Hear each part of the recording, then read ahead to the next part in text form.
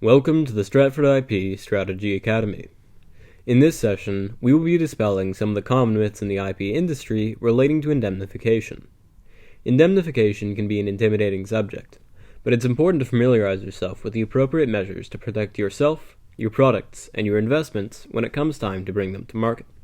Let's get started. IP indemnification is a contractual agreement between two parties, typically a buyer and a seller, whereby one party, the seller, is held responsible should any legal matters relating to infringement arise through the use of their products. By signing the document, the seller agrees to compensate the buyer for any costs, expenses, or losses that might arise. Think of it like an insurance policy to protect your organization should a third party make infringement claims against the components in your product. These are necessary protections that every business should establish regardless of size. No business is ever too small to get sued. Having a strongly worded indemnification clause in your agreements often obligates the seller to defend against third-party infringement claims in the event that they arise. These policies should be included as requisite boilerplate text in all business contracts with clear and specific wording. Purchase orders or proof of business relationship is not enough to indemnify you from legal action in the case of a dispute. You should have a signed legal document.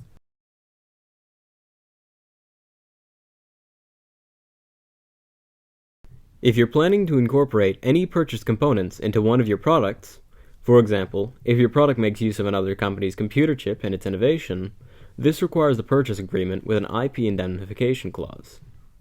You may think that those pursuing legal action would go straight to the infringing party, but in some cases you may be vulnerable to litigation by virtue of your success. To maximize licensing opportunities, infringement letters are often sent to the companies making the highest revenue products. Let's go back to the computer chip example.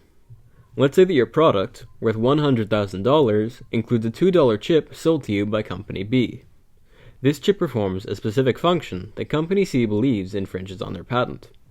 Company C can send a demand letter to your company to get a licensing deal proportional to the value of your $100,000 product.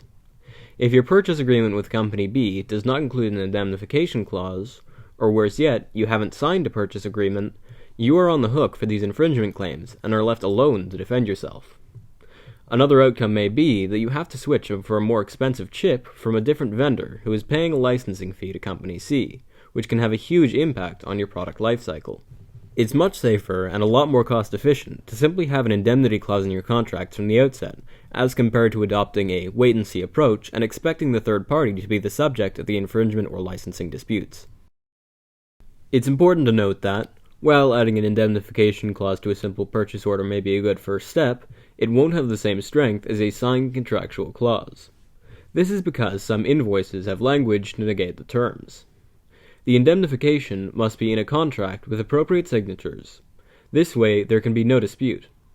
If your product is sold or used in multiple countries, be sure to include language in your clause that covers this as well. These clauses intend to mitigate risk when working with other parties, and should be handled by subject matter and legal experts. If the courts determine that the language used does not properly indemnify the seller in a specific situation, you may be the one footing the bill for licensing fees and infringement damages. Indemnification clauses are important tools in managing risk when it comes to incorporating someone else's IP into your product offering, and should be standard in every business deal. Because it acts like an insurance policy against having to pay damages or additional licensing fees relating to potential infringement claims from third parties, it's important to have clear contract language and a signed acknowledgement from the indemnitor. This is something that you want to consult a professional on to ensure you are properly protected.